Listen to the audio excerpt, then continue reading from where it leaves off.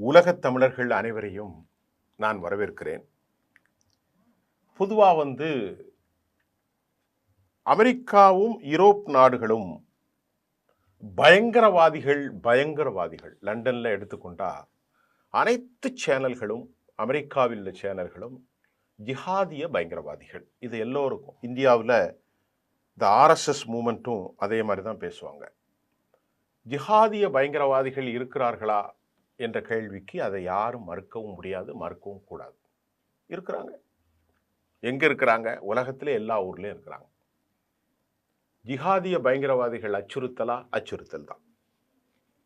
அப்ப ஜிஹாதிய பயங்கரவாதிகளை யார் உருவாக்குறா? அவர்களை யார் பின்பு கூட்டணி அமைக்கிறார்? நான் சொன்ன செய்தி இப்ப நீங்க பார்க்கும்போது பலருக்கு இது வியப்பாக இருக்கும். ஆனால் அது உண்மையிலும் உண்மை. சர்வதேச பயங்கரவாதி அல் சாரா யார்? அவரை வெள்ளை மாளிகை ஏன் கௌரவித்தது? எதனால? இந்த செய்தியை தான் நான் இப்ப பேச போறேன். இப்போ HTS என்கின்ற ஒரு குழு, அதற்கு அரபில ஹயாத்து தஹரீக் அல் ஷாம், ஷாம் என்றால் சிரியா. இந்த HTS என்ற குழுவை அல் சாரா ஈராக்கில் பயன்படுத்தி அல் கொய்தாவுக்காக சண்டையிட்டிருப்பவர் தான் இந்த HTS-இன் தலைவராக மாறியிருக்கிறார். அல் கொய்தாவின் அல் ஒசாமா பின் லேடனோடு நெருக்கமாக இருந்தார். அதை போன்று உலகம் அஞ்சக்கூடிய IS அமைப்பினுடைய பாக்தாதியினுடைய அபூபக்கர் அல் பாக்தாதியுடைய நெருக்கமாக இருந்தவர். உலகிலே அச்சுறுத்தக்கூடிய 2 பயங்கரவாத அமைப்புகளின் தூணாக இருந்தவர் தான் இந்த அல் சார், அபு முஹம்மது அல் கொலானி. இவருடைய முழு பெயர். தற்போது அவர் சிரியாவின் அதிபராக இருக்கிறார். அமெரிக்காவுக்கு சென்று அவருக்கு என்ன வரவேற்பு! அவரது அமெரிக்க அதிபர் கட்டி கொடுத்து அவருக்கு சென்று கொடுக்கிறார், நறுமணம் கொடுக்கின்றார். அவர் வாலிபால் விளையாடுகிறார், பேஸ்கெட் பால் விளையாடுகிறார். அவர் மனைவிக்கும் சென்று இப்படி அமெரிக்காவினுடைய தலையிலே 15 மில்லியன் அவருக்கு தலைக்கு விலை பேசப்பட்டு அமெரிக்க சிறையிலும் அவர் அடைக்கப்பட்டார். இவர் தான் அல் சாரா.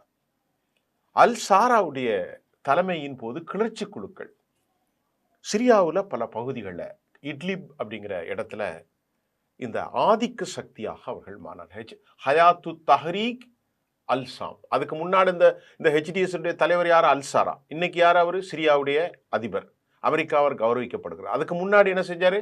$15 மில்லியன் அமெரிக்கா அவருடைய தலைக்கு பரிசு கொடுத்தாங்க. எந்த இயக்கத்திலாம் இருந்தார்? அல் கொய்தாவில் அல் நுசூரா என்கின்ற ஒரு படையை அவர் ஆரம்பித்திருந்தார். 2017க்கு முன்பு அவர் அல் நுசூரா என்று அல் கொய்தாவுடைய படைக்கு மாற்றமாக அவர் ஆரம்பித்து அதை கேன்சல் செய்துட்டு தான் இப்போ கோட் ஷர்ட் போட்டு சிரியா த சால்வேஷன் கவர்மெண்ட்டுங்கிற ஒரு அமைப்பை நிறுவி ஹயாத்து தஹ்ரீக் அல் ஷாம். இப்போ முதல்ல இந்த செய்தியை பார்க்க முன்னாடி IS அமைப்பின் மிகப்பெரிய ஆளு, IS அமைப்பு மட்டுமல்ல, அல் கொய்தாவின் சிஸ்டர் துணை அமைப்பாக இருக்கும் அல் நுசூரா என்கின்ற அமைப்பை நிறுவியவன், தலைவன். 2017க்கு பின்பு தான் இட்லிப்பில் போராடுறதற்காக அதெல்லாம் களைச்சிட்டு வேற மாதிரி ஒரு கெட்டப்பில் வந்துட்டார் இட்லிப்பில். அதுதான் இப்போ இருக்கக்கூடிய HTS. அதுதான் இப்போ பஸ்ரல் ஆசாத்தை வீழ்த்தி இப்போ வெளிநாட்டுக்கு அனுப்பியிருக்கிறாங்க. ரைட். சிரியா ரட்சிப்பு அரசாங்கம் செயல்பட்டது. சால்வேஷன் சொன்னோம் இல்லையா? HTS தனது பிம்பத்தை யாரு? இந்த அல்சாரா மேம்படுத்துவதற்கு அவருடைய ஒட்டுமொத்த இடங்களையே மாற்றாரு. புலம்பெயர்ந்தோர், இடம்பெயர்ந்தோருடைய முகாம்களை பார்வையிடுவது, பொது நிகழ்வுகளில் பங்கெடுப்பது, நிவாரண நடவடிக்கைகளை மேற்கொள்வது என மக்களுக்கு நெருக்கமாக சென்றார் அல் சாரா. இப்படி ஒரு பெரிய பயங்கரவாதியாக இருந்தவர் இடத்தெல்லாம் மாட்டிட்டு மறுபடியும் என்ன செய்றார்? ஒரு ஜனநாயக அமைப்புக்குள்ள வர்ற மாதிரி தன்னை காட்டுறார். அதே சமயம் தங்கள் ஆட்சியை சட்டப்பூர்வமாக்கவும் மக்களுக்கான சேவை செய்வதற்காக தாங்கள் திறனை நிரூபிக்கிறதற்கும் நிர்வாகம், உட்கட்டமைப்பு, எல்லா சாதனைகளையும் இந்த HTS மக்களிடத்தில் எடுத்துரைக்கிறது. நான் சொன்ன புரியுதா? அந்த பயங்கரவாத நடவடிக்கை எல்லாம் விட்டுட்டு 2017க்கு அப்புறம் HTS ஆரம்பித்து சிரியாவுக்குள்ள இட்லிப்பில் நிவாரண வேலைகள்லாம் செய்கிறார். இதுக்கு இடையில் அவருடைய பழைய வரலாறு. 2021 ஆப்கானிஸ்தானில் தாலிபான்கள் 2வது மீண்டும் ஆட்சிக்கு வர்றாங்க. அவர் பாராட்டினார். ஜிஹாதி முயற்சி மற்றும் அரசியல் லட்சியங்களுக்காக சமநிலையை பராமரிக்கும் தலிபான்களை முன்மாதிரியாக பார்த்தவர் தான் யாரு? இந்த இவர் அல்சாரா. இட்லிப்ல, சிரியாவில் அல்சாரா மேற்கொண்ட முயற்சிகள் ஜிஹாத் மட்டும் இல்லைங்க, சிறந்த ஒரு ஆட்சி ஹெச்டிஎஸின் திறனை நிரூபிப்பதற்கு அவர் பல உத்திகளையும் செய்தார். நிலைத்தன்மை, பொது சேவைகள், ஃபேக்கல்டி, மறுகட்டமைப்பு, முன்னுரிமை அளிப்பதின் மூலம் ஹயாத்து தஹரீக் அல்-ஷாம் ஆட்சியின் கீழ் இட்லிபை வெற்றியின் ஒரு மாடலாக அவர் உலகத்துக்கு காட்டினார். பல சீர்திருத்தங்களுக்கு பதிலளிக்கும் விதமாக இந்த வருஷம் அவர் தொடக்கத்தில் இருந்தே ஹெச்டிஎஸ் மீதான தடைகளை அமெரிக்கா நீக்கியது. கொஞ்சம் கொஞ்சமாக அமெரிக்கா நீக்குது. அல்சாரா தலைமையின் கீழ் ஹெச்டிஎஸ் களத்தில் ஆதிக்கம் செலுத்துவதாக பிற ஜிஹாதி குழுக்கள் மற்றும் கிளர்ச்சி குழுக்களை நசுக்கியதாகவும் குற்றச்சாட்டு உள்ளது. அமெரிக்கா மெதுவா இவனோடு கைகோர்க்கிறாங்க. இத்தகைய பின்னணி இருந்தாலும் சிரியாவின் பல்வேறு இனக்குழுக்கள் மற்றும் பிரிவுகளின் ஆதரவை பெறக்கூடிய ஒரு விதமான அரசாங்கத்தை வழிநடத்துவது சபதம் செய்வதன் மூலம் ஆசாத் ஆட்சி எதிர்த்த அரசுகளின் ஆதரவை கூட அல்சாரா எல்லா இடங்கள்லையும் பெற்றிருக்கிறார். பக்கத்தில் துருக்கியிலலாம் பெற்றிருக்கார், சவுதி அரேபியாவில் பெற்றிருக்கிறார். துருக்கி சவுதி அரேபியாவில் பெற்றாரே, அமெரிக்காவிலே பெற்றதான். யுனைடெட் அரபு எமிரேட்ஸ் அவர்களுக்கு இதில் பழிவாங்குவதன் மூலம் எதிர்காலத்தை உருவாக்க முடியாது இருந்தாலும் வெற்றியாளர்களுக்கு மட்டுமல்ல, சிரியா அதன் அனைத்து மக்களுக்கும் வீடாக இருக்க வேண்டும் என தத்துவத்தை எல்லாம் பேசுறார். யாரு? அல்சாரா.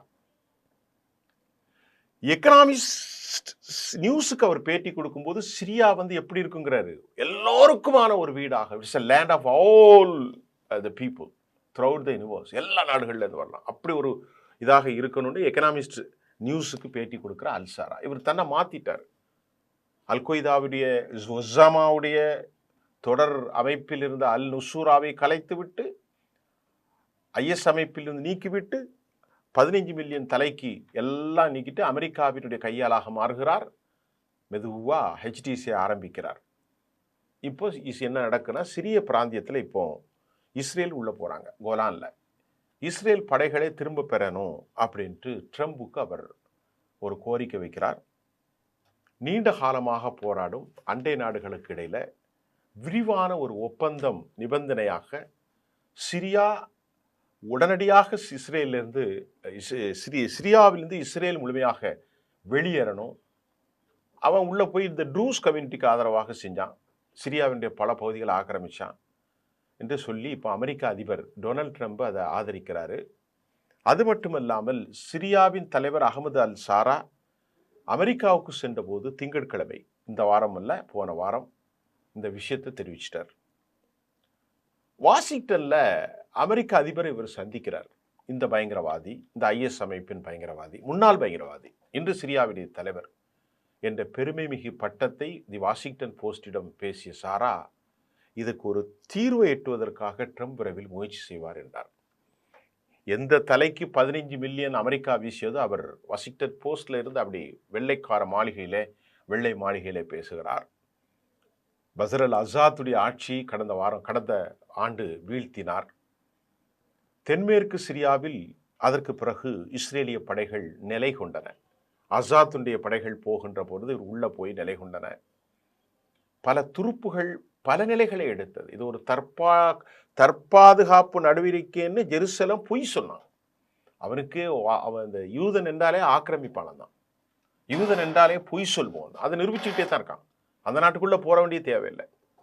கடைசியில் இப்போ யுஏஇக்கு போய் அல்சாரா ஒரு சமாதான ஒப்பந்தம் நடத்தி விருந்தினராக பயங்கரவாதியோடு கைகோர்த்தார் அமெரிக்க அதிபர். வாஷிங்டனில் இப்போ விருந்தினராக அவர் வந்திருக்கிறாரு.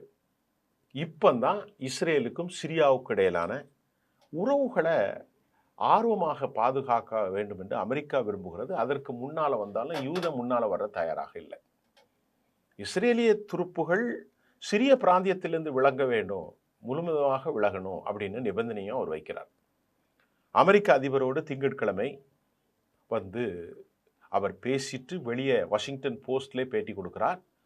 ட்ரம்ப் எங்களுடைய முன்னோக்கத்தையும் தெளிவான சிந்தனையும் ஆதரிக்கிறார். இதற்கான தீர்வை எட்ட அவர் முயற்சிப்பார்னு சிரியாவுடைய முன்னாள் பயங்கரவாத அமைப்பின் தலைவரும் இந்நாள் அதிபருமாகிய ஷாரா தெரிவிக்கிறார். சிரியா தனது பிராந்தியத்தில் 1000க்கும் மேற்பட்ட தாக்குதல்களை இஸ்ரேல் நடத்துது அப்படின்ட்டும் அவர் குறை சொன்னார். நாங்கள் சிரியாவை மீண்டும் கட்டி எழுப்ப முயற்சி செய்கின்றோம். அந்த நேரத்தில் இஸ்ரேல் இப்படிப்பட்ட விஷயத்தை செய்யக்கூடாது.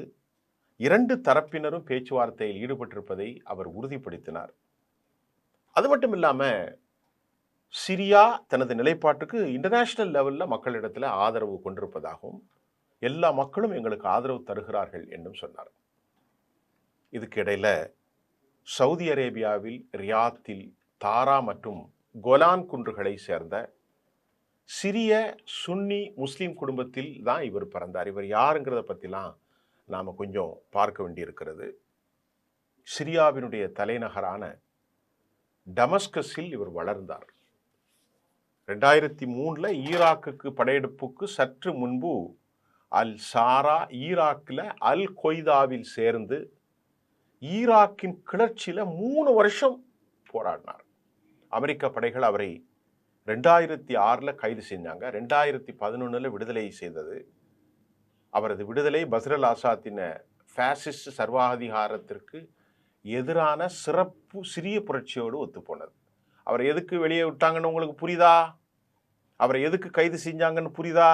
இப்போ இவருக்கு ஆதரவு கொடுத்து படையை உருவாக்குனது யாரு? இவர்கள் தான், அமெரிக்கா தான். அப்போ அமெரிக்காவினுடைய கையாளாக மாறி போனவர் அமெரிக்காவுடைய ட்ரெயினில் மீண்டும் ஹெச்டிசி ஆரம்பித்து தான் பஸ்ருல் ஆசாத்தை காலி செய்தார். சிரியா உள்நாட்டு போரில் பஸ்ருல் ஆசாத் ஆட்சியை கவிழ்ப்பதற்கு அல் கொய்தாவின் ஆதரவோடு அல் சாரா 2012 அல் நுஸ்ரா முன்னணியை உருவாக்கியது கடந்த கால நிகழ்வது. 12 வருஷத்துக்கு முன்னாடி அவர் அல் கொய்தாவுடைய ஒரு பெரிய போராளி. அல் நுசூரா முன்னணியினுடைய அமீராக இன்னைக்கு போன அல் சாரா வடமேற்கு இட்லிப் சிரியாவினுடைய கவர்னரேட்டில் ஒரு கோட்டையே கட்டியிருக்கிறார். அந்த அளவிற்கு மிகப்பெரிய அல் கொய்தாவுடைய ஆளு, ஒசாமாவுடைய முக்கியமான நம்பகமானவர்.